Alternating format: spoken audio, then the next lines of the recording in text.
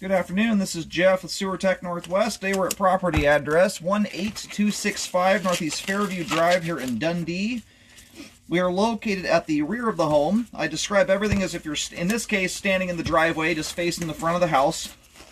The line exits out the back of the home, but very near the rear right corner of the house, which I'll show here in just a second. We're underneath the decking, and the home inspector just left here 2 seconds ago, so he's been running water in this place for a couple hours straight. Because it's a relatively short sewer line, we're going to keep the line dry unless we need the water otherwise, for either to keep the camera lens clean and or if we hit enough turns that it makes sense to. Anyway, checking the overall condition and serviceability of the sanitary sewer line. Just zeroed out. Off we go. So line transitions over to cast iron immediately upon access. And this thing might be tying in. Let's see here if we're already there or not. Nope, we're going a little further here.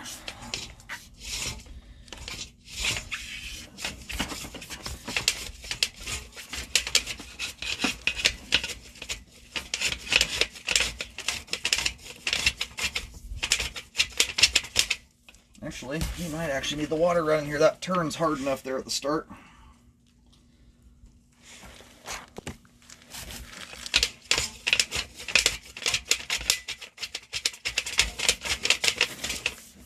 There we go, got it that time. And that right there is the connection to the tank there. So that's standing water. That's what the inlet into the tank looks like. You've always got standing water sitting there. And that tank here is just out. In fact, I can kind of show it to you here once I pull the camera back. It's got a really cool platform that's built over the top of it. In fact, I think that might be the coolest platform I've ever seen built over the top of a septic system before. Usually it's just a concrete lid with a fancy garden gnome or something on top of it. In this case, it's got something you can actually, looks like, stand on. So cast iron looks good. The line drains out completely, zero standing water, and I've cambered about 25,000 sewer lines and probably a good at least 1,000 septics. At this point in my career, I can tell you when we're just about to the septic tank, because nearly 100% of septic lines, whether they're new or old, will end up with a belly in the last 5 to 10 feet. As that tank shifts over time and settles into the ground, it displaces the earth around it, and which also loosens the soil up in and around the line immediately coming into the tank, and you often end up with a belly there. So the fact that that has stayed put, and that's original cast iron for this long, is amazing. That was a very well installed line there. Both the ABS and cast iron look good here. It's clean, drains off very nicely, and the homeowners, I want to give a compliment to, they're treating this thing like you're supposed to treat a septic system. That little bit of kind of yellowish stuff you see in the flow line there is a little bit of grease buildup. It's a very, very minor example of grease buildup. The average home out there, even septics, will often have quite a bit of it. And so this right here, we are all the way back inside the house. Now, everything from this point forward is all... actually, you know what? I'm going to take this just a little bit further here, mostly to look for standing water. It's an updated line going back in. There's a little bit of grease in the flow line, but you're going to probably see that little bit of that water dammed up because of it. Once I pull the camera back out, that stuff will break loose. But that right there, that light at the end of the tunnel you're looking at, we're actually staring up through the roof vent right now. We're looking at the sky.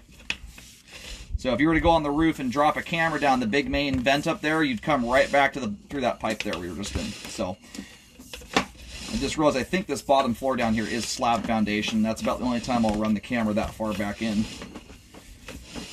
Anyway, the water you see there in the flow line is a result of some level of grease buildup in the line. Honestly, relative to the average sewer line out there, this is a very clean line. But it is something you want to make sure you keep up on with a septic system. Grease, it's not like a regular sewer line where if you get grease buildup, you can just hydrojet the line out and call it a day. You don't have a main lateral in the street to blast everything into. So anything grease related that goes down this line ends up getting into the septic. And in the immediate, it can help, it can certainly contribute to blockages in the line itself.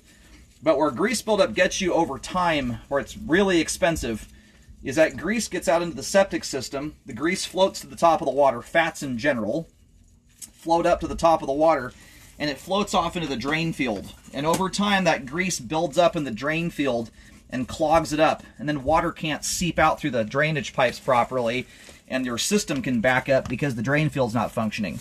It's a very common problem, and it's a nightmare to clean. It's not a simple process to clean out drainage lines or drain fields. It's a very involved process that often requires digging holes and reverse jetting everything back into a pit. It's just something you want to avoid altogether. So, right under this lid here appears to be our septic tank. There's the clean out. Line just runs in a fairly straight shot right to this spot here.